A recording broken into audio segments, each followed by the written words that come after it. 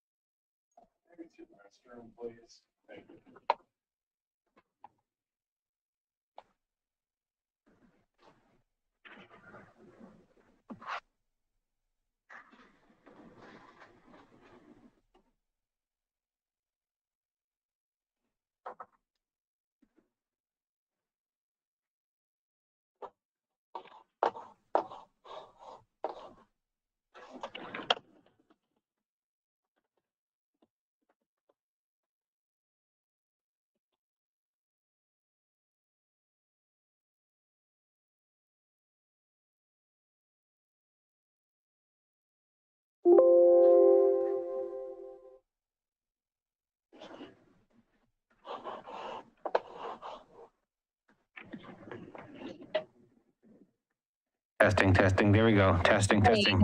So, Now you can hear us? Oh, yes. Good. That worked, Josh. Okay. Can you say 2 sentences just so we can hear you in the room, Corinne? Yeah, absolutely. I'm glad that you got the sound figured out, and this is my second sentence. Very good. All right. Yay, we're connected and Yay. flip the switch. So. Heck yeah.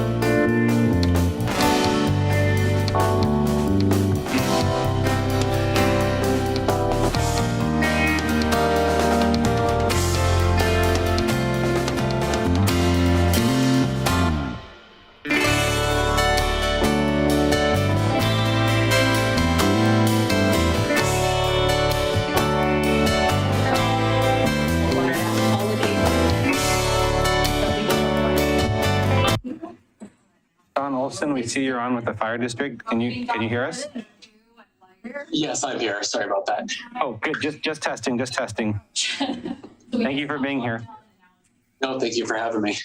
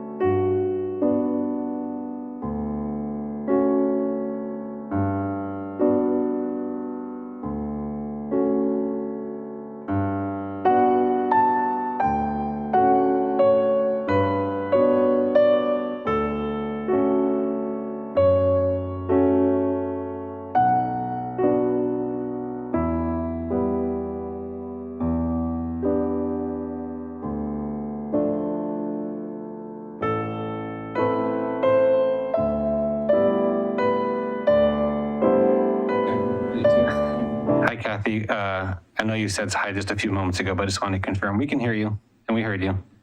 Great. Thanks, Scott. I will note that there are two gentlemen from the fire district on, and they're reporting that Chief Brown is running late.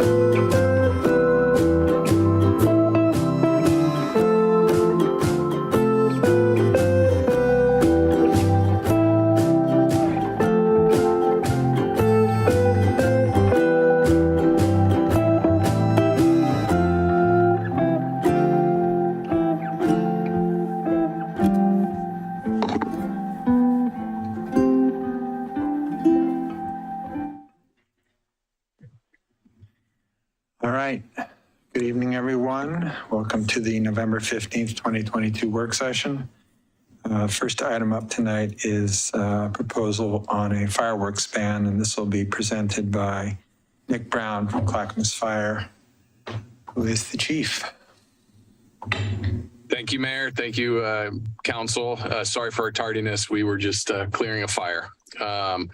Appreciate the opportunity to come before you today and advise in a capacity, whichever you see fit. I'm going to turn the time over to Fire Marshal Sean Olson, who will give you a short presentation, and we'd be more than happy to answer any questions that you have to help guide you and advise you in any questions you have. Thank you so much. Thank you. All right, thanks, Chief Brown. Council, is it okay if I share my screen? Yes.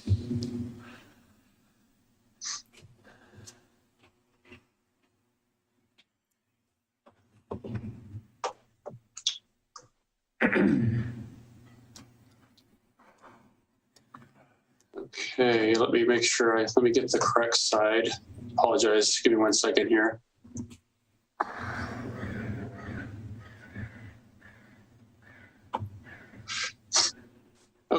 Is that the appropriate presentation format? Yep, looks good. Okay, thank you.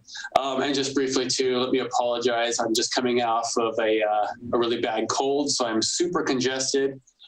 So if I'm not articulating very well, please let me know. I tried to take everything that I could to try to clear my nose up, but it didn't work. So bear with me a little bit on that. I might cough a few times. So anyway, well, thank you. I appreciate the time and the opportunity.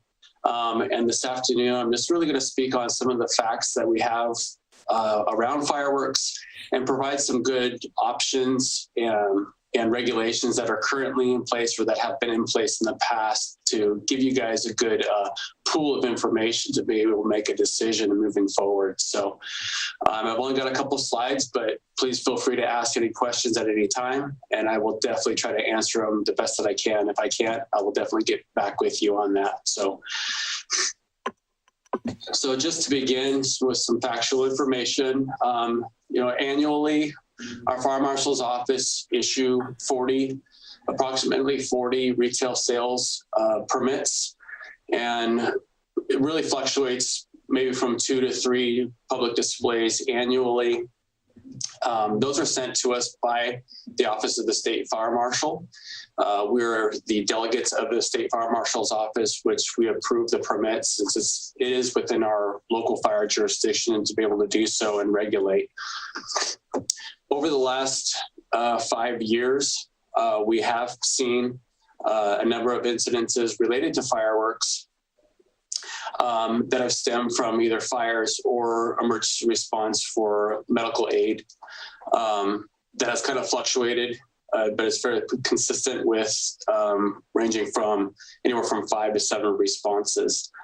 And specifically to City of Milwaukie, as you can see, we've had a couple of years, responses related to fireworks. And then within the last couple of years, we've only maybe seen 1 or 3 incidences. Retail sales generally happen around June 23rd to July 6th. That is state regulations and requirements. Retail sales can only happen during this time and no other time in between. Outside of that,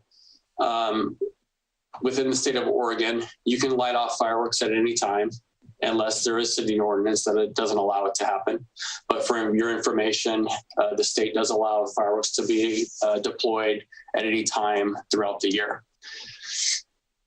Definitely in the state of Oregon, illegal fireworks are considered anything that travels greater than 6 feet on the ground or 12 inches or higher in the air. Those are already currently regulated by the state and are definitely not allowed.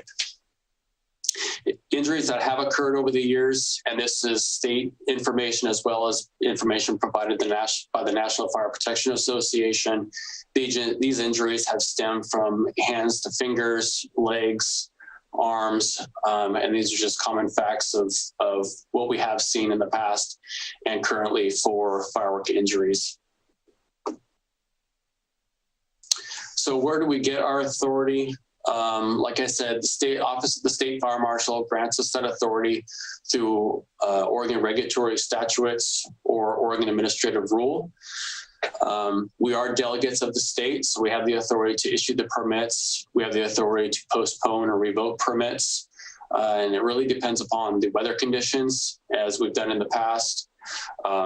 We have postponed public displays because of high fire danger levels or extreme fire danger levels. Anything that either the fire marshal or the fire chief poses as a threat to life or property, we have that authority to revoke or postpone any displays or regulate the sales of consumer-grade fireworks. Local government is what we're discussing here today. You do have the authority under ORS 480.111 to pass a local ordinance at any time that would regulate the sales, display, or deployment of retail fireworks.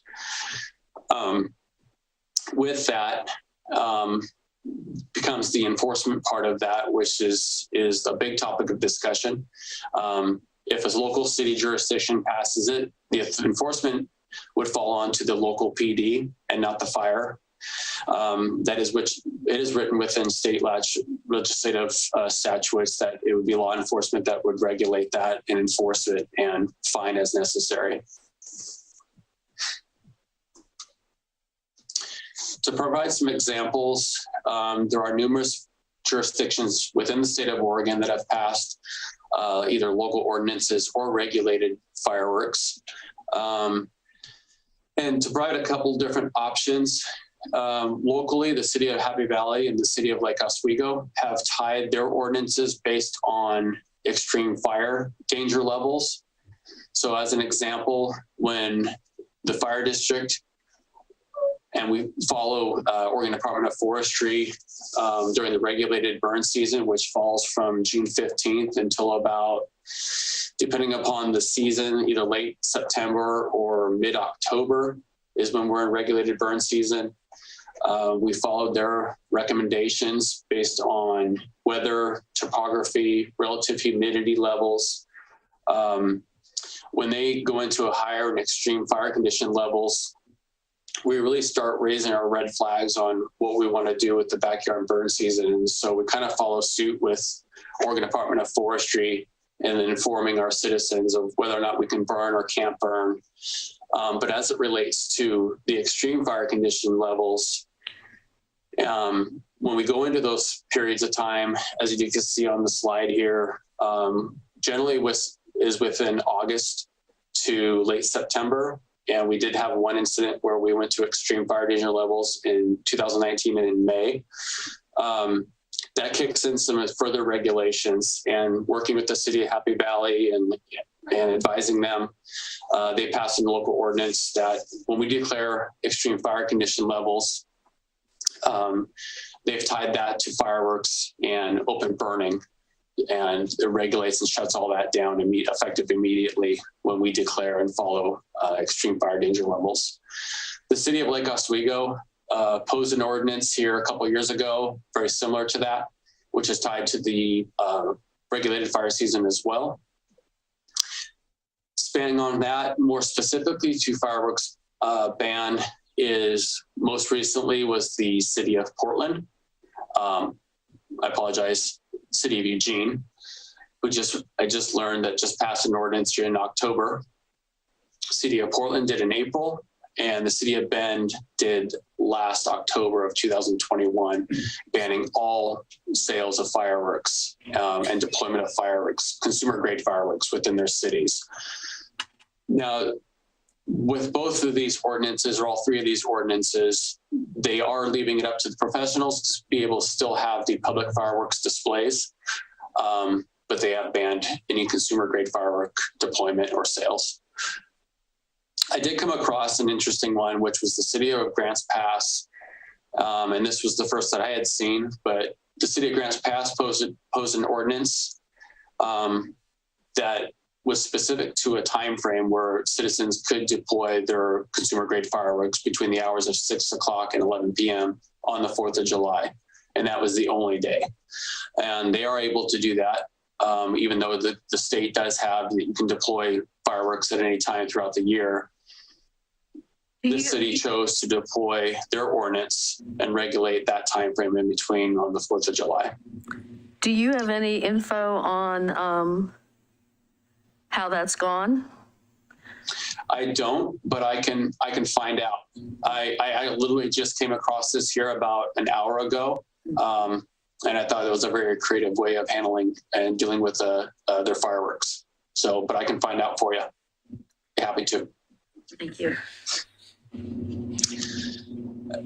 So a couple options here is a complete fireworks burn ban, shutting down fireworks during extreme or fire danger levels. And if you look at the information again, which I was kind of surprised to see as well, we have not had extreme fire danger levels during the 4th of July, at least within the last 3 years. And if I think back, the last time I looked at this information and helping Happy Valley out back in the spring, is at least within the last 4 or 5 years, we have not been in extreme fire condition levels during the 4th of July holiday. Oh, I think that's 2021. We had the heat dome at end of June. Didn't we have it then? We did, but we went to a high. Really? The best information that I could find was when it related to the extreme fire was during the 2021, we had 21 days, which was August and September.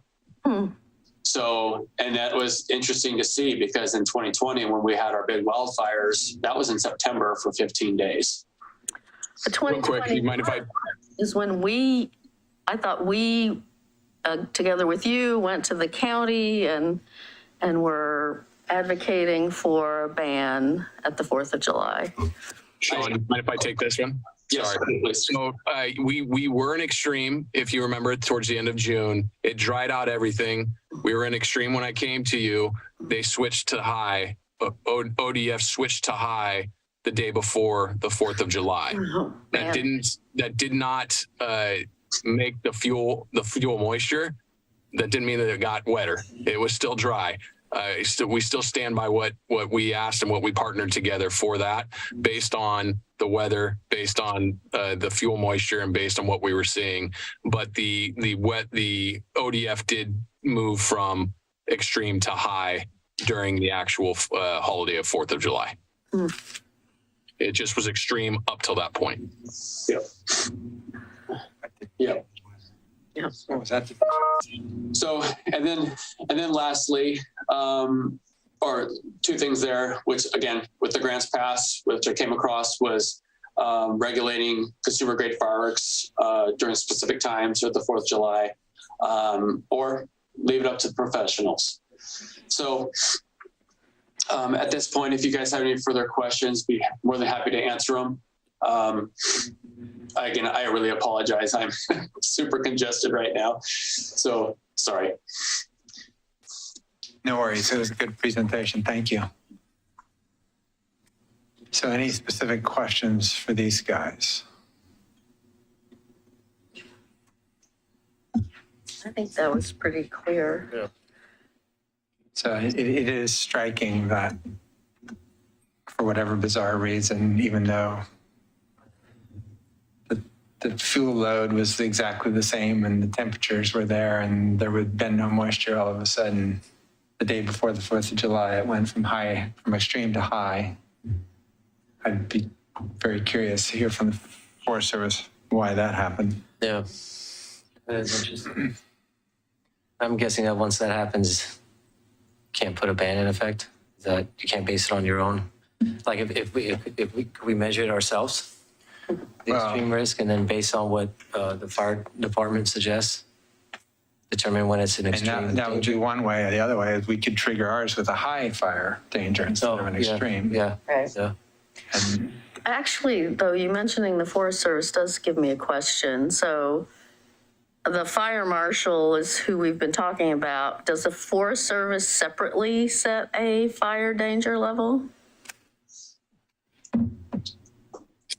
Sean, if you're okay, if I just a couple points I want to clarify real quick, and then if you'd be able to answer. ODF is the ones that guide the Forest Service. It's the ODF. They're charged with setting the burn levels locally as well as they tie in with the Forest Service. It's all the same metrics that's utilized. I want to speak a little bit to just some of the questions. So most of the cities as well as fire departments suggested moving to a complete burn ban. The Fire Defense Board, the Clackamas County Fire Defense Board during that 2021 went to a burn ban.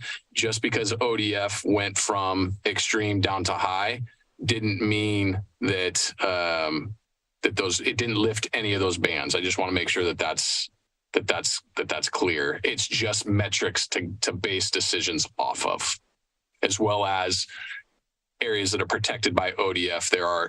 It implements those bans of zero burn. Even going to high, local agencies and local fire departments fire defense boards can still initiate burn bans. Does that make sense, or is that muddy? Yeah, it totally does. I just if we were thinking about triggering our law based on extreme, Yep. and the same scenario occurred where they tripped it back to high the day before the 4th, then we're in a bunch of arguments with people, right? Yep.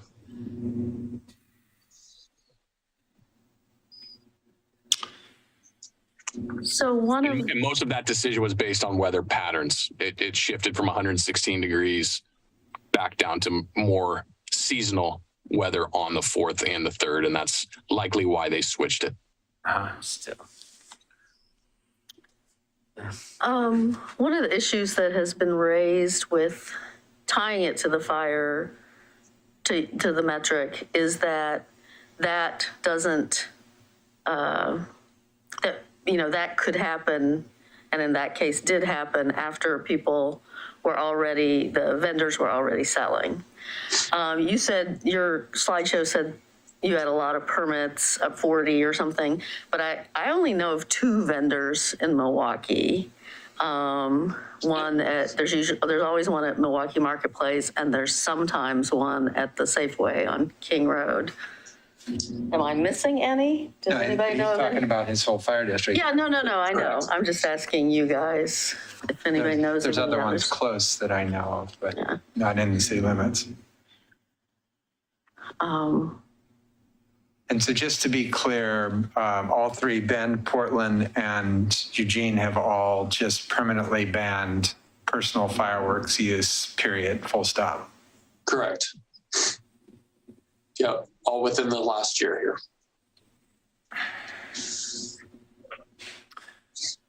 Well, I suppose, the advantage to that is then you don't have people spending $300 on fireworks and then 2 days before the 4th, turns out they can't use them. And it addresses every year the issues around PTSD and pets and all the other. Well, and I think, we know from the conversation we had with our police chief a couple of years ago, when we did the fireworks ordinance that we did, that, the ability of the police department to enforce is going to be limited, but enforcement is going to be easier. There's going to be no room for anyone to argue that they didn't know or they were confused if we have an outright ban, as opposed to people keeping track of whether it's high fire danger or extreme fire danger, and Right. having to go out with a lot of public messaging. So I think in the long run, I think there would be growing pains around implementing a total ban, but I think in the long run, it's probably, more effective and more enforceable. Yeah, and create a whole lot less confusion. Right. And I it's not like any of us are expecting the weather to start getting cooler and wetter anytime in the foreseeable future. So we're just, I suspect at some point, an all-out ban is going to become the norm in most places. It's just a question of how soon, how many fires they're willing to tolerate first before that happens. Yeah, and I initially was looking at, basing it off of the fire danger, but then I'm thinking even if you restricted the time frame, the enforcement, it would be really, I don't know personally, but I'm just thinking if I called because I heard something past the time, right? How would you know what house it was or who did it? Or, I can only imagine that would be difficult for our police department to really enforce, even if we did a time frame from 6 to 11 and somebody did it outside of that.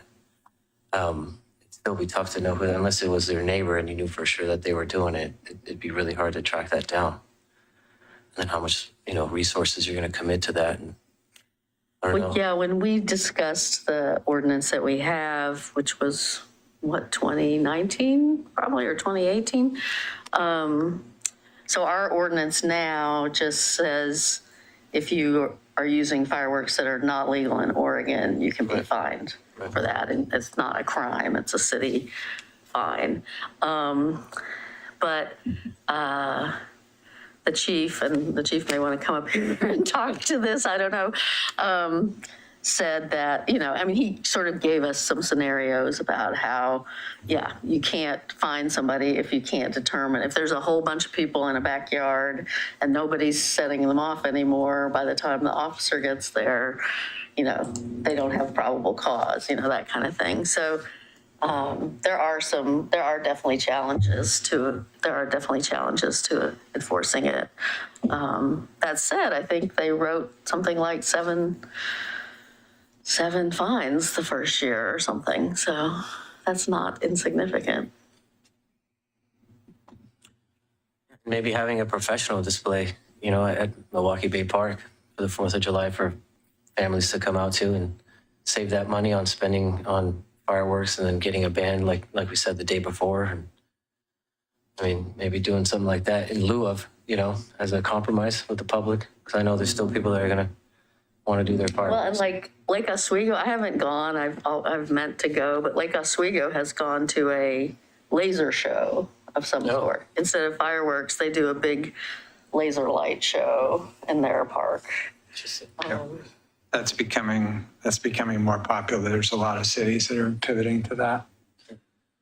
And it makes sense. I don't know price-wise what the difference is between that and a professional display. Professional displays are pretty expensive.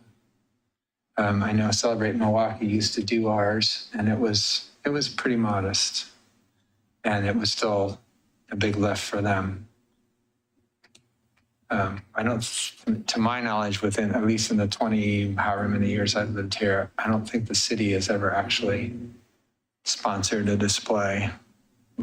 So there used to be this event, which I don't know if you were around for, or Councilor Nicodemus, called Milwaukie Days, which was a kind of a festival weekend, usually in late July. It wasn't 4th of July, but it was late July, which meant they got a better price on fireworks because they weren't 4th of July, but they did a firework display as part of that.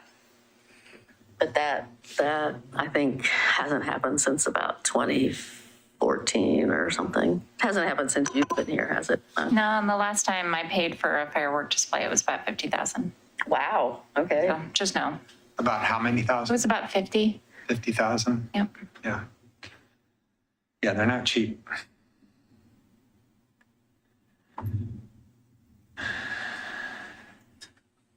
But it's, it'd be interesting to look into what it would cost to get a laser light show. I've seen them elsewhere, and they were pretty cool. There's ones doing things now with drones and laser lights, and it gets really crazy. I think they did that at the Olympics, actually, pretty recently. In Japan, maybe. Yeah, that's right. That's right. Well, fire danger is only one of the issues that fireworks, create. You got the instances of people being injured. You have pets absolutely can't stand it, dogs in particular. And then folks that suffer from PTSD are also really affected by it. And I know it's, a lot of people enjoy it, but I don't know, at some point it becomes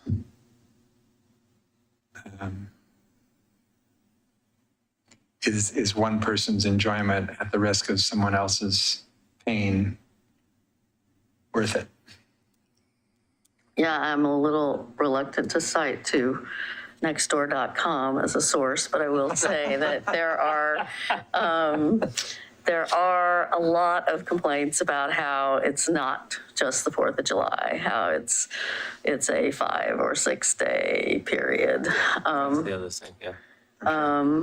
And I mean, yeah, the effect on veterans and other people who suffer from PTSD.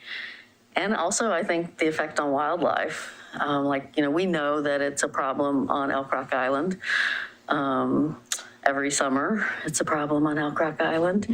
The neighborhood has gotten pretty proactive about being out there that weekend with, messaging people that fireworks are not allowed fireworks are not allowed in our parks. I mean, that's already the fact, but, again, the enforcement is the challenge.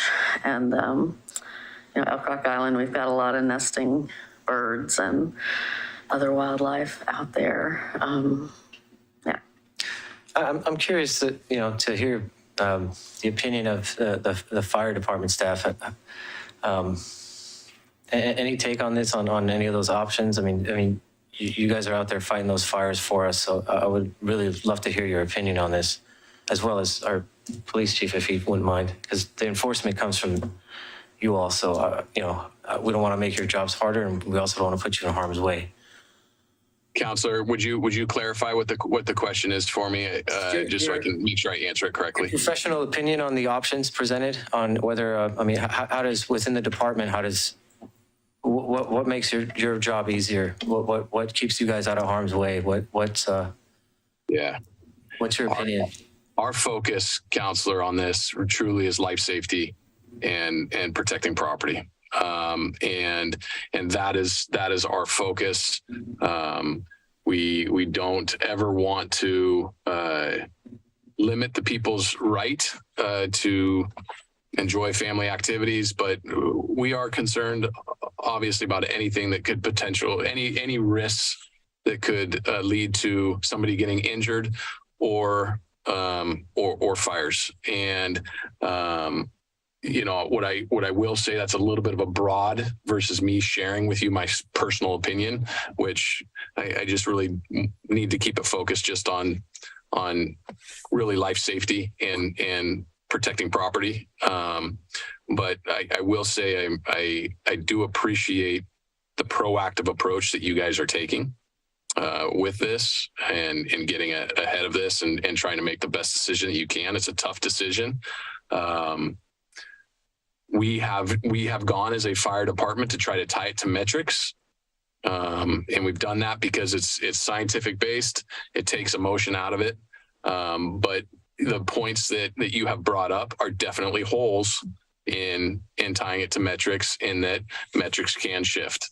And metrics don't necessarily lessen the impact to if a fire starts or if somebody burns themselves. So I hope I'm able to answer that question. Absolutely. I hope that was an answer for you. But that's really the stance from the fire department, trying to keep it outside of a personal opinion.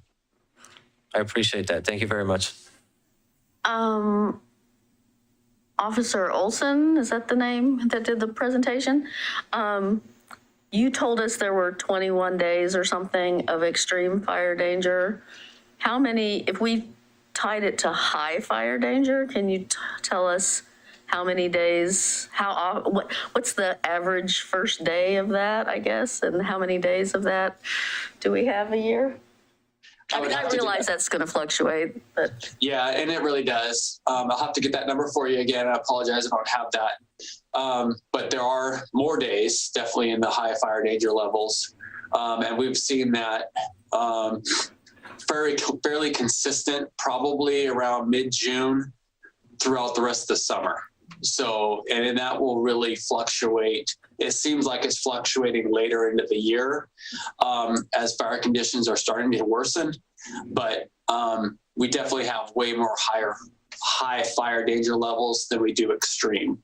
I would say probably a lot of the majority of this last summer, we were in high conditions because of the high and low humidities that we received the last 3 months. So, and it seems like, again, that's starting to kind of progress further along into the fall season.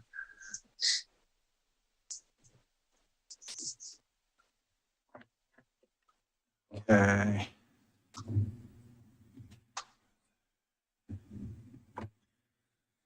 Any other thoughts or questions, or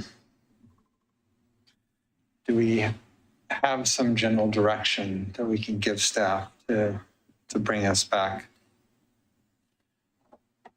the ordinance to a regular session?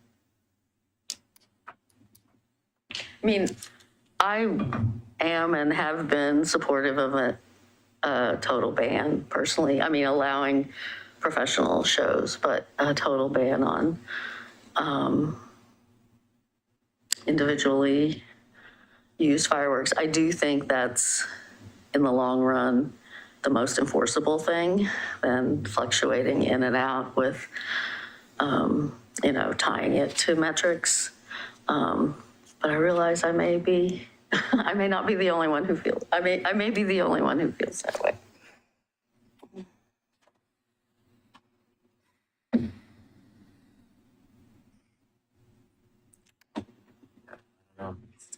I don't disagree with you because of the issue of trying to message and get the information out to people and the confusion. If it changes year from year, it's going to be a lot easier and more understandable if it's just, it's not allowed in the city of Milwaukie. And given that our whole northern border, it's not allowed on, Right. that makes it even easier, right? It's just, so I suppose I could be convinced otherwise, but at this point, that's kind of where I'm at too. Yeah, and I'm thinking of the other options, and even if we did the high fire danger, that doesn't prevent the fireworks that go off for New Year's and those other times, and it doesn't address that. Which there's no fire risk during that time. Obviously, not great fire risk during that time, but there is still the fact of pets and PTSD and those other factors. And I mean, I would be in favor of a complete ban if we also looked at providing the public with some sort of trade-off to where they can safely take their families to and enjoy something to celebrate that day. Because I know that. I mean, I do think a lot of communities around us do shows. Oaks Bottom, Oaks Park. I mean, Happy Valley. And I mean, I feel like there, and of course, the big one at the Waterfront Blues Festival every year. I feel like people don't have to travel that far to get to a professional show. I mean, if we can do it, or if there's a group in town that wants to step up to do it, I think that's great. But I kind of wouldn't want to tie this to, condition this on that. I guess. No, not condition on it, but I'd like to see what it would cost. No, it's totally worth exploring what that would cost, or a laser show would cost, Laser show or whatever. To be more along those lines. Yeah. So it's also a staff issue in terms of the commitment. So it would be giving up another event if we wanted to trade to like a 4th of July event or something similar. That's right. You're great. Just making sure I'm honest about that is one of the issues. The Milwaukie Days for a long time was our event. It was the event, and it was tied to that event. And I say ours, it was Ed Zumwald's event, to be very clear. But it was something the city really invested in. We don't have, unless we wanted to, even if we tied it to another event, it would be a substantial amount of additional work. Thanks. Thank you. I'd be in favor of a total ban. You're still going to get people who light off fireworks no matter what. And, I don't think the city needs to provide a 4th of July show. Like Councilor Beatty said, there are lots of places people can go to see that. So having a total ban makes sense, but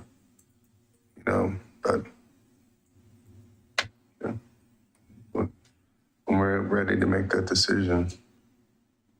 Kathy, you have any thoughts? They're dim-witted ones. Yeah, I'm fine with moving forward on a ban. I'm kind of surprised we haven't heard anything from the public around this.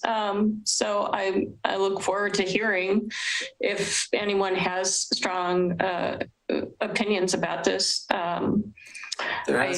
We did get a handful of letters In favor of a ban. that Scott sent yesterday. Oh, 3? Okay, I may have missed them in my COVID fog. Okay, that's good to hear. Then yeah, and I will echo the There are a lot of displays that happen all over the place. I don't feel that Milwaukie should assume the responsibility for another one of those. And a lot of those are happening because of community members. Ed Zumwalt was part of why Milwaukie once had one. There's the display that happens in West Lynn is put on by this woman who fundraises for it with gift baskets all around the year. And she's been doing that for decades now. So I don't think this is a responsibility that the city has to assume in order for it to happen. It is something that the community can make happen if it is important to them. And it is not contingent upon whether or not we have a firework ban in the city. All right, so I think there's marching orders. Any last comments, fire department, before we move on to our next? No, just thank you so much for this conversation and inviting us to be a part of it. Appreciate your forward approach here.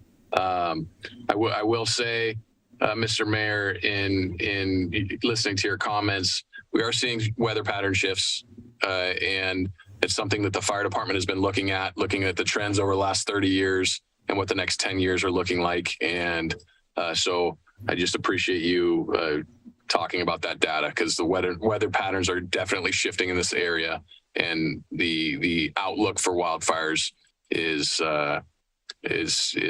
different than it's been in the past. So thank you so much for your comments. Absolutely. Well, thank you guys for this great presentation. We appreciate it. Have a good evening. All righty. Our next item is a camping ordinance discussion, and this will be presented by our police chief, Luke Straight.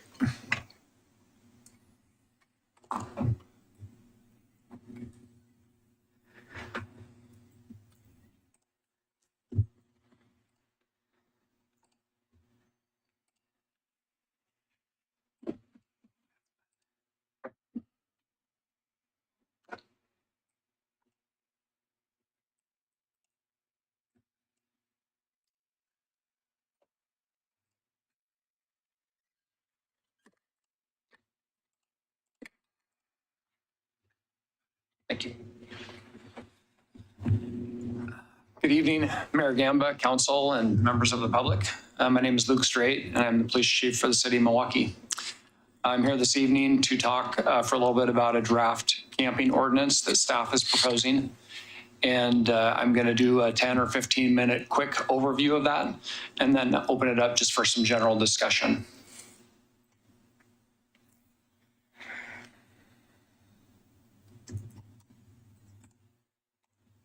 Let's see where my next button is here, Scott. And this is why Scott handles PowerPoint for us. Thank you. Because it would have looked drastically different if I had loaded this PowerPoint. So as you folks may know, the city has seen a gradual increase in houselessness and the impacts of that in both residential and business communities. And that's one of the things that brings us here this evening for this discussion. In the past, we have not had a municipal code which was intended to specifically address houselessness or the type of camping that we see as a result of that. So staff is now recommending this draft camping ordinance, which you have seen. And this is just a quick overview of that ordinance to familiarize ourselves with the topic. Briefly, I want to remind ourselves what the police mission is, as well as the city's goals and mission. Obviously, we're here to protect life and property, and we want to do that in a way that treats all community members with respect and dignity. We want to focus on maintaining and enhancing community livability for everyone, and we want to typically try to use problem-solving partnerships within the community to accomplish that.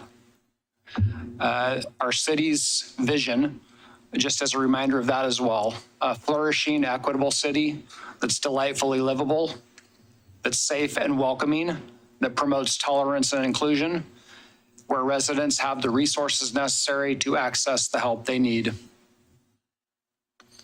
And then, of course, our goals, two of which touch on this particular issue, the equity, justice, and inclusion goal, as well as the recent parks goals. So why is this necessary and appropriate? We've mentioned that we've all seen some increases in houselessness and the impacts of that. That can be seen in the downtown area and in some of the surrounding areas or in residential communities. And we have heard from businesses and residents as well as city staff about what those impacts look like. And of course, the question is, what are we doing to adjust for those? How are we responding to those? How are we meeting the needs of everyone, both the houseless individuals, the businesses, the residents of our city, our community members, and our city staff? There are recent court cases over the last few years. We touched briefly on those in the staff report and in this PowerPoint. Martin versus Boise gives us some guidance, and House Bill 3115 also gives us some guidance. And they tend to come back to some similar themes. That our approach to this has to be objectively reasonable as to the time, place, and manner with camping. And we can't criminalize camping if we don't have other options for folks. So that's sort of the cornerstone of our approach to this. Our goal is to try to lead with services and resources and personnel that are better equipped to present those types of options to folks, and then follow up with an objectively reasonable policy and enforcement program. Part of our path to this point has included the development of a houseless working group. And we have a fairly long list, and that's not all, but many of the partners that have been involved in that process to try and get the right people to the table involved in that discussion. So we're as well informed as we can be. And that helps land us on the best draft or camping ordinance possible. Also now we're at the point where on the 28th of this month, we will be bringing our behavioral health specialist on board. That's Glenn Sekonic. He's an outstanding individual that I think will just be a huge asset to the community and the city staff. He's most recently worked with Central City Concern for I think the past 5 years, as well as with Love One, and also has worked with Unity Behavioral Health. And he got his master's degree in social work locally, I think with Portland State University. You will have a chance to meet him soon after he's on board. I can't say enough good things about him. And he has, a lot of his work has focused on working with individuals who are houseless and helping them connect to resources and sort of navigate that path and work through barriers. So he will be a tremendous asset for the city. We also are in negotiations with Clackamas County for a houseless peer mentor. That also would be a specialist who would focus on houseless community members and connecting them with resources. That is sort of in still the negotiation stage, but the county has indicated they support that and that it has been funded. A very quick overview of what the ordinance would cover. Daytime camping would be prohibited from 7 a.m. to 9 p.m. And we would talk specifically about public parks, streets or sidewalks, publicly owned or maintained areas, and public water and stormwater facilities, protecting those resources. We received a question in advance that this focuses on public areas and the enforcement of camping in public areas. It doesn't talk a lot about private areas, but to briefly touch on that issue, private property owners can always call us and say, someone is here doing something that I don't want them to do and that they can't legally do, and I want you to help me ask them to leave. The police would respond and deal with that, and that's obviously treated differently than our public areas. And we certainly could talk more about that later.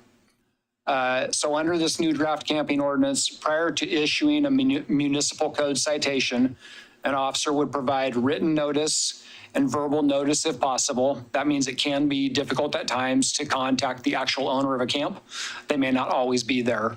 So at the very least, they would be provided written notice and 72 hours to comply and remedy the situation.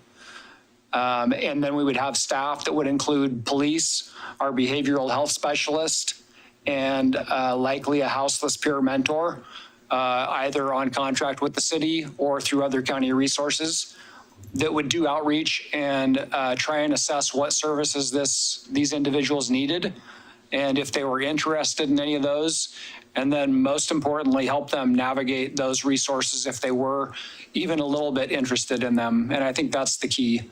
And we've done a good job of finding individuals that's their passion and they're really good at it, and getting them engaged on the front end.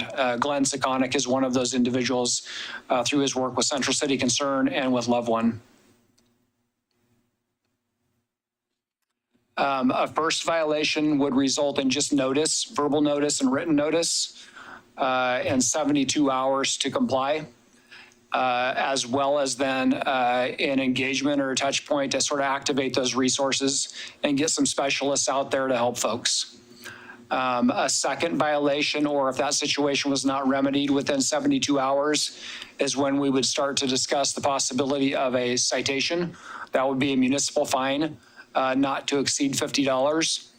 And if a person continued to violate, we would evaluate the exclusion ordinance if it applied to the area and the way they were camping, as well as all other laws that could relate to that. And we provide a list of laws that could conceivably cover. It would just depend on all the circumstances. So in many cases they wouldn't, but in some cases they would apply. Those would be the laws that we would refer to.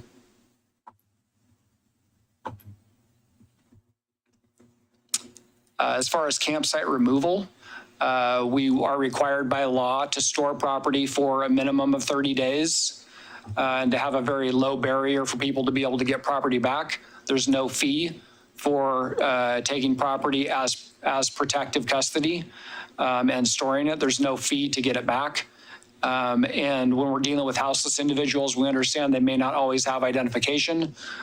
So it's very low barrier to get back as well. We're not requiring, 2 or 3 forms of ID and addresses or things that would just make it unnecessarily difficult for a person to get back.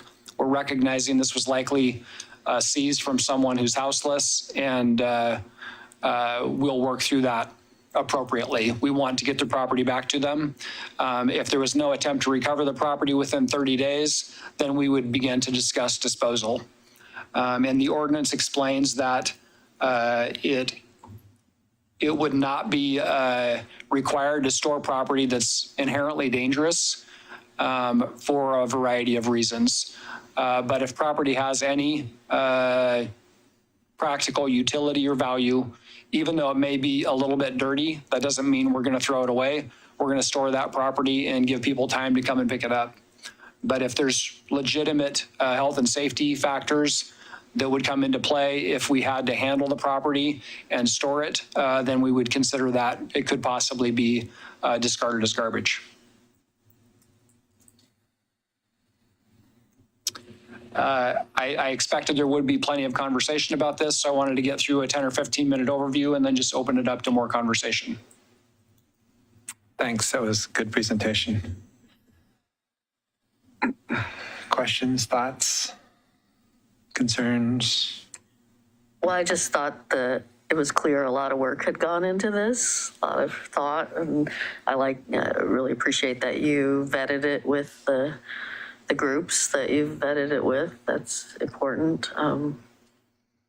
So, yeah. I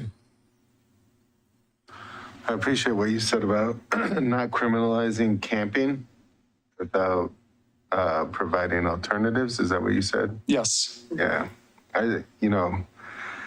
This is such a hard topic. I just worry about, criminalizing houselessness, and that's not a question to you. It's just in general, right? I was in a meeting today and they were talking about, it was about a student in another state who was going to school to become a teacher and was living in her car the whole time that she was going to school and student teaching, and just couldn't afford to live in an apartment, right, or anything. So just, it's such a huge issue, and I don't think there are any silver bullets out there. Yeah, it is. I agree. It's a very complicated issue. We're trying to take a sort of methodical, thoughtful approach to it and err on the side of caution and thoughtfulness, while also respecting the fact that there are businesses and community members who have felt true and legitimate impact from it. And it's fair for them to ask, how are we responding to this? What adjustments are we making? For the most part, I'm generally very pleasantly surprised by the response and support from our community. They're not looking for a hardcore, super heavy enforcement-oriented approach. When we talk through this issue in this way, we generally get a lot of support for that. And we want to, if people are interested in any services, and if they are struggling through some issues, we want to find ways to help them with that. And sometimes that might just be getting the right person in touch with them. And we're getting better at learning who those right people are, the real subject matter experts, where that is their specialty and their passion. And let's get that person to that location to help that individual in a way that I couldn't begin to. So I think we're getting a lot better at that, and we're getting results from that. And again, Glenn Seconic will be an example of that. But there are times when people aren't interested in the services. So it comes down to, I want to do this like this here, and what are you going to do about it? And we do run into that sometimes. So it does seem like we're at that point in the community where we need this type of support, an ordinance that discusses it, and then just take the most thoughtful approach we can working through that. Excellent answer. I just wanted to add that Glenn will also, of course, be joined by the new Houseless Peer individual who we are hopefully signing an IGA with Clackamas County and Central City Concerns in the coming weeks for. So it is a team that we are building. We also have the opioid funds that have come through. Those funds can be used for some of this treatment work on the ground.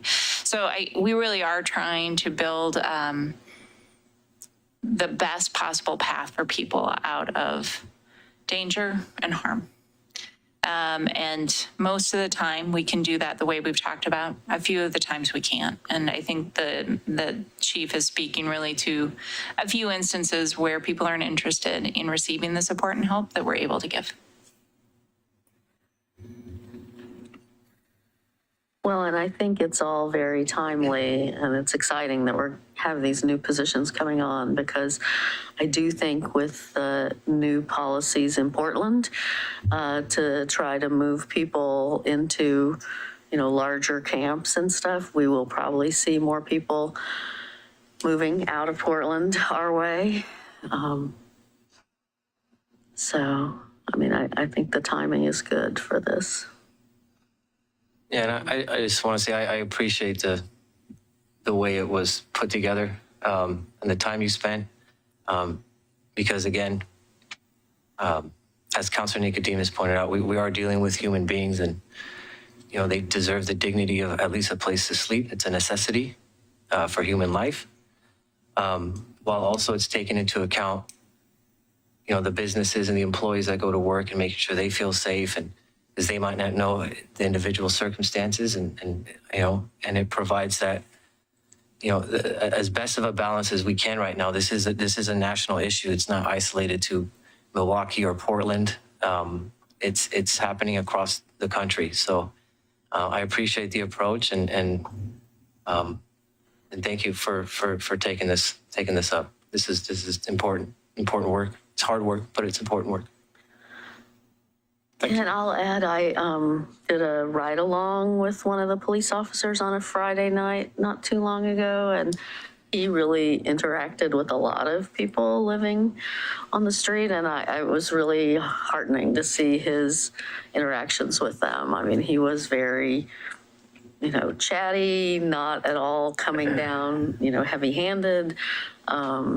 He obviously knew a lot of the people and they knew him and they were pretty honest and trusting of him, it seemed. So I do think the police department gets credit for, really building those relationships and not being, overly heavy-handed. Thank you.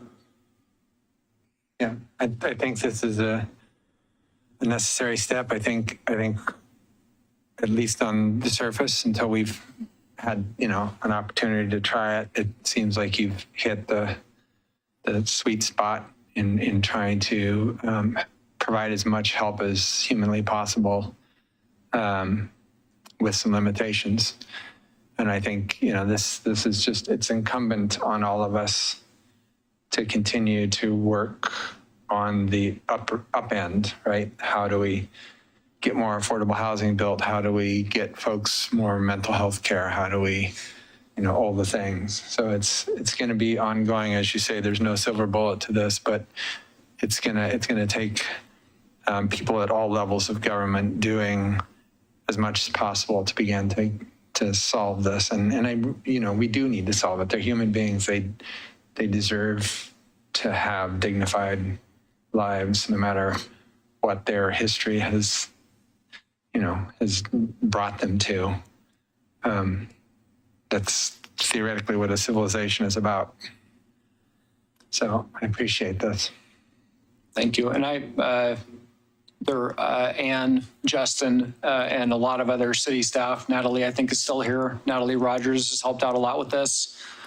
Joseph Brelio, and I'm quite certain that it isn't perfect and that we'll learn some things along the way and make some minor adjustments. But it does seem like it's a good starting point, at least. Cool. I did have a quick comment and question. Thanks for the presentation and echoing everything everyone's already said. I feel like this is in very good hands. I trust our police department. I have seen it personally, the relationships that you build and the integrity with which you all treat our houseless residents. One of the things that comes up in dealing with houselessness is the way that any sort of criminalization ends up sort of snowballing into lots and lots of fees and fines paid every time that you end up in jail for whatever reason. And I just wanted to kind of highlight and give you an opportunity, Chief, to talk about what it means that this is a municipal citation that will go to our municipal court if someone is cited that $50. Yeah, thank you, Councilor Heisey.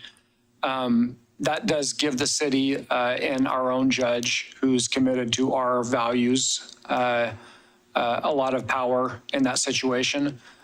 We chose a small number intentionally, that the fine is not to exceed $50. And that judge always has the discretion. And we include language in there saying that if the person is making any attempt to remedy the situation or engage in services, the judge always has the right to waive fees like that. That citation with a fee is the only way to bring it into our system, where we have another opportunity to kind of change the direction it's going. But we want to use kind of that community court sort of approach, where the intent is not to make money and the intent is not to damage someone's record. It's to try and get the situation back on path and another opportunity to engage services. And we would use the same approach if it resulted or needed to result in criminal charges because the situation got more serious. We have Clackamas County District Attorney's Office has a community prosecutor who is as much a social worker as he is a prosecutor. Although he's a prosecutor and he prosecutes cases, it's his goal to avoid prosecution whenever possible. So he works hand in hand with Glenn Seconic, Central City Concern, and Love One. And they would take cases where we feel like, hey, we have no choice at this point but to charge a crime. Our intent is not to get a criminal conviction. Our intent is to try and change the outcome of this situation. And they use that as another opportunity to try and connect a person with services and change the direction it's going. And a lot of times they are successful, but certainly not 100% of the time. Thank you. Very good. Thank you. Any more questions, comments, thoughts? Great. Thanks. Great job. So To you and the whole team that worked so hard on this. It's clear it was a very well thought through effort. So the ordinance on this one is actually ready to go. So we will bring this back at the next meeting. And if it's a unanimous vote, then that would be the end of the discussion for that item. Thanks. Cool. Thank you. Thank you. Thanks, Chief. All right, and our last item for the work session is a park projects update. And this will be presented by Adam Moore, who's our Parks and Development Coordinator.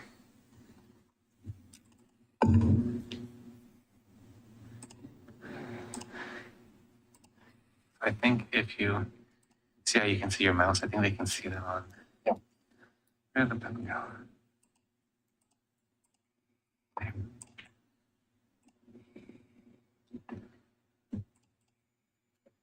I think so you can go like this. I think they can see it on Zoom too. That's good. Good evening, Council. Nice to be back with you 2 weeks later to follow up on this. Before I dive into this too far, I just want to mention I don't have a stake in this game. My job as the planner on this project is to facilitate the conversation. My role in that is to bring as many people into that conversation as possible based on your direction. That's been to include as many new people as possible, work intentionally with our BIPOC community, and work with people who are disabled. Particularly with Belfour Park, we've been trying to build a relationship with Hillside Manor, and we are doing that the best that we can. 2 weeks ago, I presented some information. It was heavily based on information that we had from the community in October, right before I presented to you, but after I talked to the community, I had some information from our consulting team, which included a grading plan on the site, which told us how much earth we had to move around on the project, as well as some more information from our arborist. It doesn't make sense to send those professionals out to the park before we know that we have a layout that the community is going to be comfortable with. And so, based on your direction, we started to move forward on a path. We've had some community members who have some concerns about that direction.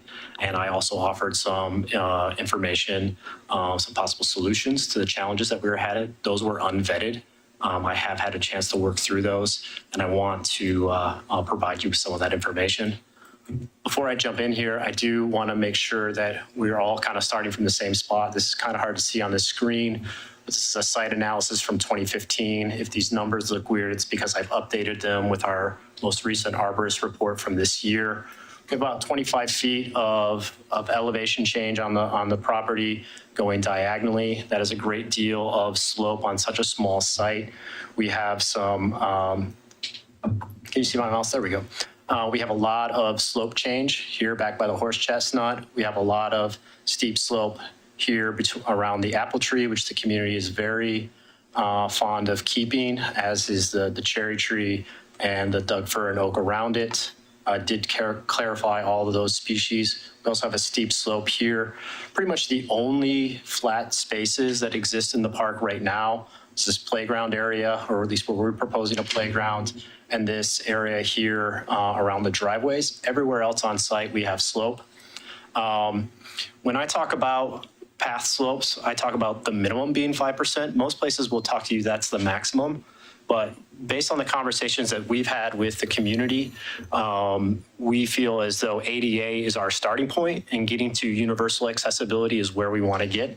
That means that we can't be greater than that 5% slope, and we need a 2% cross slope on everything, paths, everything else. Ideally, our structures and playgrounds would be flat with the exception of some drainage. What we know is that there are a lot of really beautiful trees on the property that the community very much values. Any sort of compression, trenching, mounding, grading within the interior root zone will damage the structure of that tree and likely kill it. Trees with damaged structures are very dangerous in parks. They are a hazard because we have high active use areas and people expect those parks to be safe, that they can picnic and play underneath those trees. So that's the site that we're dealing with. It's very difficult. There's a lot of trees on there. We have to be very careful on how we grade, and there's a lot of grading that is required to make flat spaces. It requires a lot of terracing and moving earth around. The start of our approach was to ask people about the 2015 plan. 2 weeks ago, I dove in deep to a survey that we did in October. I gave you all a packet that included this information, but I never got a chance to fully present it. A lot of people are looking at that survey from 2 weeks ago, and I want to provide some of the additional information that goes along with it. This is from our open house and from our summer survey. There were 120 responses to that, including 60 people at the open house where we were there looking at things in 3 dimensions. 45% of those people at the open house said that they were brand new to the planning process. So they weren't involved in the 2015 plan nor the 2010 plan that the neighborhood association had put together. This question asks specifically, which of the items that are only in the existing plan do you prefer? Check all of them. Embankment slide and nature play was 87, followed by native plantings at 68. Working our way down walking past picnic tables to community garden here in the center. Again, this is about preference. It's not about importance. It's about helping us understand what the community values so we can help that conversation along. But this is just specifically looking at what was already in the council approved plan from NCPRD. Then we asked the question a different way. We gave people a lot more options, including some of the basic options. And again, we have 120 responses to this, both in person and online.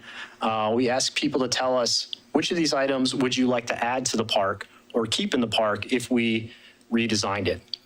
Picnic shelter was number 1 at 30. Fruit trees was 28. And thank you, council, for the suggestion to include that. That was based on our conversation in June.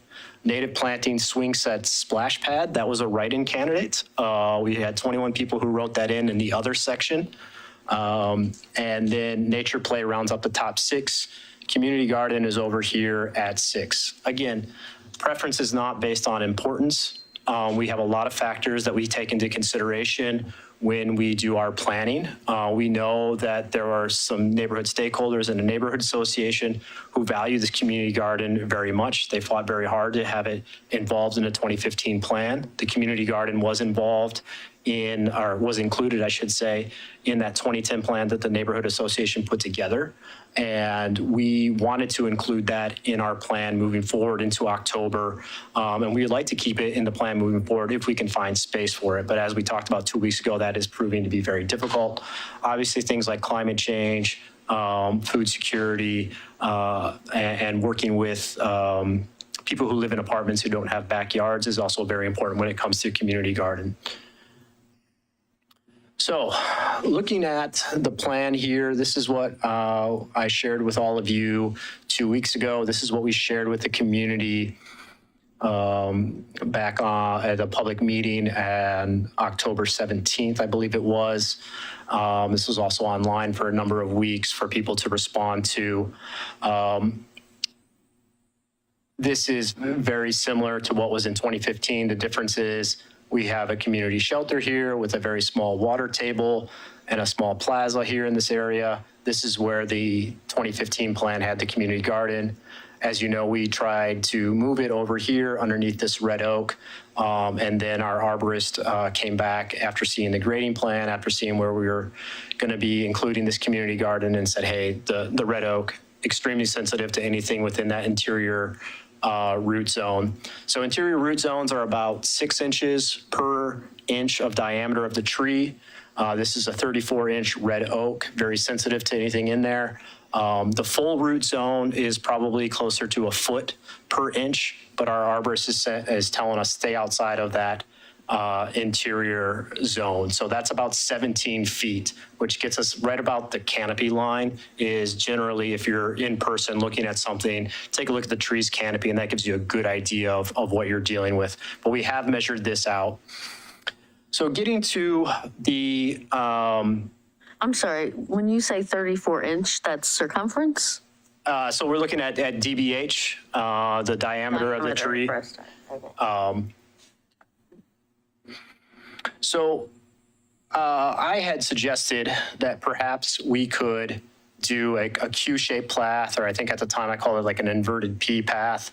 I guess I forgot the alphabet there. And I had suggested that we remove these rock hoppers that go across the swale and try to complete the loop of the accessible path here. It's important to note that a lot of the people that we've been talking to in our focus groups, they are looking for, if you have a disability, 2 exits from an area.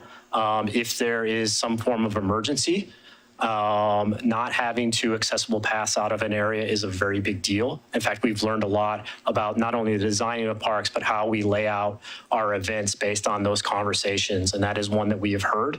That would have closed that off. More importantly, we have a small plaza area here with grass and cement that connects to the open lawn underneath the canopy. This is the cherry tree here. This open lawn and this shelter area in plaza, these are the only flat areas in the park other than where the playground area is up at the top. Everything else has that slope. If we were to turn this into at least a 5% grade, we would have to cut back this grading here. We might need a retaining wall here, which would affect this cherry tree. It would change the shape of this path here. It would change the shape of this path here. More importantly, we would need to put the community garden where this swale is. Now, in the letter that the neighborhood association wrote, I believe yesterday, they did accurately identify that trees do absorb a lot of rainwater and stormwater. However, we do have a lot of elevation change here in topography. So we need to keep that rain and a high event on the property and then allow the trees and the plants to do their work, and working its way down to a dry well here. We've already done our infiltration testing here. So that's what this swale does, is it keeps this on this property coming off this big hill so that the trees can do their work. We need this swale to get the water down to this dry well. So if I put a community garden here, this swale would have to move over. This is a graded swale with mounding to bring the water down the hill to the right spot into the dry well. That would have to go underneath this tree canopy, and it would kind of defeat the purpose. In the letter that the neighborhood association wrote last night, they suggested that we look at removing the water feature, shrinking this plaza area here, and moving the shelter up. My concerns with that is that we have a shelter here that has very deep footings. We have to build this to building code. This is a structure, and we are getting very close to this cherry tree here. We also, their suggestion was then if we move this up without the water feature, we could maybe slide the community garden in here. And it's very important, just like with this topic of the rock hoppers. So these rock hoppers have about a 1.5 to 2 foot grade change. We don't have to make that accessible because this is meant to be an activity, whereas the accessible path is through here. We also can't, so it's important not to think about this as a flat space. We're seeing this in 2 dimensions. The contours aren't on here. The same thing is going on here. There's about 3 or 4 feet of elevation change in here. And we have a lot of retaining walls built in here. So there's a retaining wall here, retaining wall in here, retaining wall in here, and we'll probably see some up at the playgrounds. So moving this structure up will then impact this tree. We would then see more terracing here, adding in a great deal of expense. More importantly, the community already has, and we've seen most neighborhood associations put on events in the parks, including summer concerts. They use these shelters as their stage or as their amphitheater. And we would be shrinking that outdoor public gathering space, which, as we talked about 2 weeks ago, was very important to the source of the funding, which is COVID funding. We would be shrinking some of the only flat space to do community events in there. So those are my concerns with that. So you're seeing that little semicircular patch of green as the audience space as opposed to the big open lawn? No, it would be both. Okay. It would be both. So these would be connected and near grade to each other. But the issue is moving the shelter up and the footings inside this root zone. I got this letter last night. I haven't been able to fully calculate that, but these are the concerns that I have about this one. It's the amount of terracing and the elevation change here as well. So I just want to share with you, this is a sneak peek of what we're showing everyone at a special PARB meeting tomorrow night. This has been updated here to include the contour line. So you can see the elevation change here. You want to move the Zoom? Yeah. Thank you. There we go. Thank you, Scott. So based on information from the arborist, based on our grading plan, we have taken out, this is a cut through here that would have been at grade. It would have required some trenching. It would have required a retaining wall probably. We've turned that into a soft surface trail to protect these trees. We've changed the shape of many things. And we've moved our bike racks here.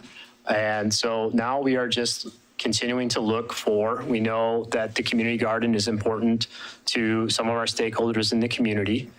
We are trying to maintain as many trees on site, and we are planting more trees on site.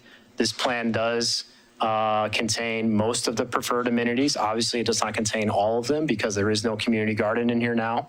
We know that the community gardens are in the plan for Hillside. I have spoken with the project manager. They are in the design process now, so it's in the plan. They say it's highly likely that it would survive the design process. They are having more design meetings. Project managers, speaking just for myself, I don't like to say anything's 100% till it's on the ground. Project manager did mention that knowing that this is a priority of the city would be taken into consideration in there. Ultimately, what this plan does is try to put in as many of those amenities while creating that community shelter, the lawn, and the plaza for neighborhood concerts and movies. And so the question then again is, how do we or do we fit in a community garden? I don't think anyone here at the city or on our team is against community gardening, certainly not in our parks. I think the question is, do we have one in Belfour Park or do we look for someplace outside? And if it is in Belfour Park, it seems as though perhaps the best place that it could go would be in a way that would probably severely damage this oak tree. That is as far as we've gotten. The community has not seen this yet. They will see this tomorrow at a special PARB meeting at 5:30 tomorrow. And we will get some more feedback on there and I can share that information with you. But this is just a photo of one of the neighborhood events in one of our parks. I believe that's Ball Michelle. It's very common in our parks. We've heard from Lake Road Neighborhood Association. They're looking forward to using their shelter that we're proposing and the lawn for movies in the park nights. So if anyone has concerns about this, I would encourage them to reach out to me. Trying to provide as much information as possible. And we will be talking about this tomorrow night. The login information for the Zoom webinar is at milwaukieoregon.gov/meetings. And so there we are. Tree or community garden seems to be where we keep finding ourselves at. How big was the community garden going to be? So the community garden, I don't have the full area off the top of my head. The standard bed size that we were looking for was 4 by 8. There was going to be 8 of those. That carries over from the 2015 plan. We would want 3 to 5 feet in between there for accessibility.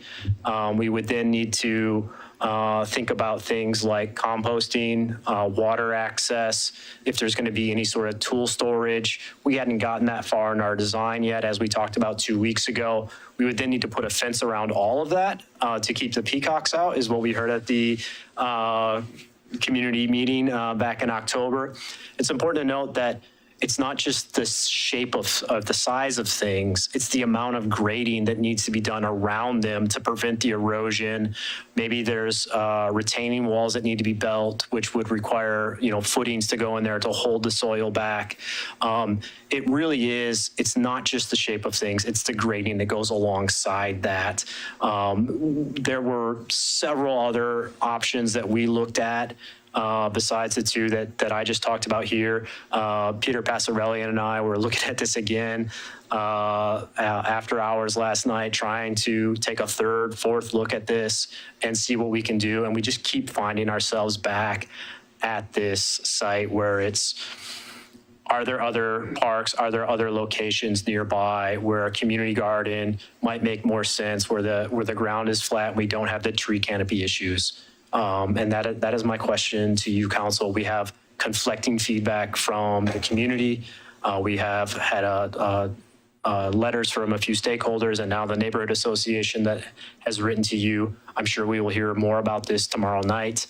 And we are again looking for direction. 2 weeks ago, it was save the tree and look for other spaces and report back. And that is what I'm doing. Can you go back to your drawing? Okay, so I just want to understand better. If you shift the, if you shift the shelter, is that north? I don't know what. That is north. Oh, it is? Okay. If you get rid of the half moon and you shift the shelter to the path, you're saying the footings issue potentially harms the tree, but we're already putting concrete path under that tree. So the footings are further than the concrete path from the tree, right? Yeah, I would have to look into it more. I have not had an opportunity to measure things out here. The community garden, just to give you an idea, is about the same size as this space here. Okay. This is about a 15 by 15 shelter that we're showing here. Okay. The community garden, And so if here's an idea of what it looks like here. And this is just the bare minimum. This is 4 by 8 beds on the soil with a dotted line around it for a fence. Right. So it would take up all of this space without doing anything to deal with the about 1, 2, 3, 4, 5, 5.5 feet of slope that's in that area. Okay, that's what I was trying to understand better. So if that shifted up, there's a grade change of several feet. Yeah, that we would need to deal with. So this is a retaining wall here that makes this flat and brings it to the same grade as the open lawn. And then what we could do is we can very carefully trim these trees up to open up sight lines. And then you have your open lawn under the tree canopy and a full, kind of back and forth space. If you're doing an event, if you're doing a concert, if you're doing a movie in a park, this is the space that's available for it because there is slope everywhere else in the park. So I do just want to interrupt for one moment. We do have an executive session tonight, and it is a solid night all the way through till probably 10 o'clock. So I'd say we have 5 more minutes before we have to go into the exec.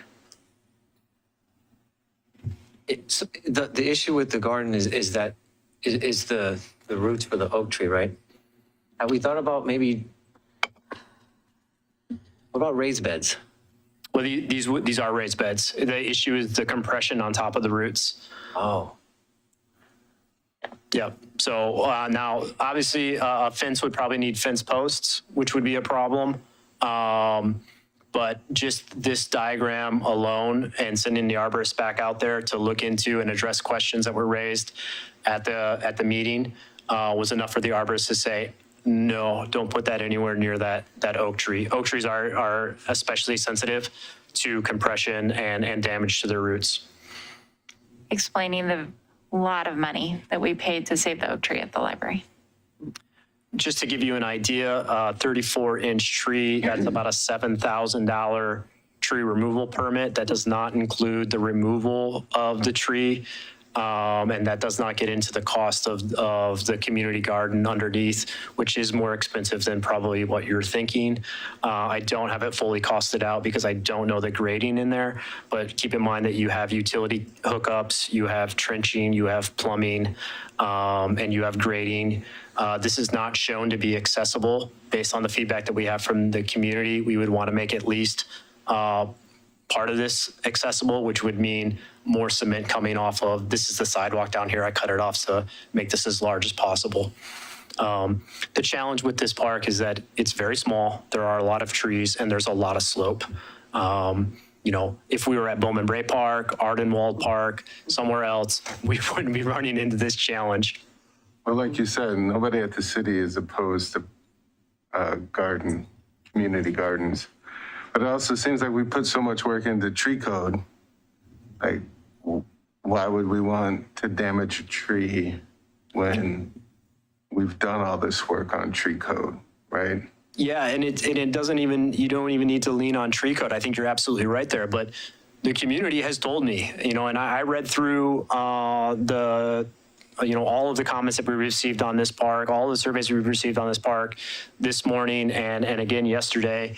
And they've told us right here, they want their fruit trees. People were very angry when I pointed out to them that the lawn that they were looking at in the 2015 plan did not include the apple tree, the cherry tree, the Doug fir, and the Colorado spruce that were around there. That is very important to them at Belfour Park and very important to having events in the park. I mean, I do think the 8 community garden plots is not going to be the make or break. I do feel like but I want to point out, they were asking for this in 2015 when Hillside, and I do know that Hillside residents were a big motivator in their asking for this. And that's when Hillside was still just going to be the way it looks now, when it wasn't necessarily going to be 400 more units than it is now. So I do worry that even if Hillside puts in plots, it's not going to be, we already know with 200 units, they're oversubscribed with their plots behind the place. So I do think we need to find some place for community gardens. Well, a thing that happened several years ago now, I think, before you were on council, there was a piece of right-of-way that didn't have a road on it, was never going to have a road on it. And at the time, I suggested, let's turn that into community gardens. And I was, of course, a minority of 1 and council of 5. So we just gave that piece of property to people on both sides of the right-of-way. But I suspect there are other places. I've been peeling through the map here to see if I could spot one, but I suspect we have other places in the city where there's right-of-way that could be turned into community gardens. Yeah, there are a lot of organizations in the area that are doing community gardening. There was just a great article write-up in the Clackamas Review. I saw it this morning. I'm not sure when it wound up in there, but about the program that's at Providence. My understanding is that the gardening is done by Providence staff or patients, but then they do work with the community to provide that food and do cooking classes both in English and Spanish. We know that there are other community gardeners in there. They do provide backyard garden plots. That there are organizations that do that. And so I think that we also know that we have Milwaukie Community Gardens. We would be happy to provide, maps of vacant land to those organizations and work with them. I think that we are getting closer to perhaps making a decision on if we, Milwaukie, are doing a system-wide park plan. And I think that off the top of my head, without offering some more unvetted solutions to you, I think that we can find some more flat, sunny areas where we can do community gardening and fit in the majority of what the public's looking for at Belfour. He says that, and he's really busy. So I also just want to call out, he's helping us with the park programming as well. Yeah, no, it's just potential future solution to the concern. When I was in Salt Lake, I actually took over a roadside. But we had really large blocks, so our right-of-ways were massive, and we were able to create 3 times the size of this garden in one of those. So absolutely, it can work, and I think it's a really important opportunity. And honestly, if that's what you all want here, we can do that tonight, but it is going to cost us a tree. And it's a big tree or a cherry tree. So I just want to make sure that we're right-sizing the project to what you all want. Is anybody wanting to change the direction you gave us last time? Or are we Me. keeping the tree? Keep the tree. Keep the tree. I guess I want to hear what comes of tomorrow's meeting. I don't want to prejudge that. Adam? Yeah, I Right, would say keep Counselor? the tree. Huh? Keep the tree. And Counselor Heisey?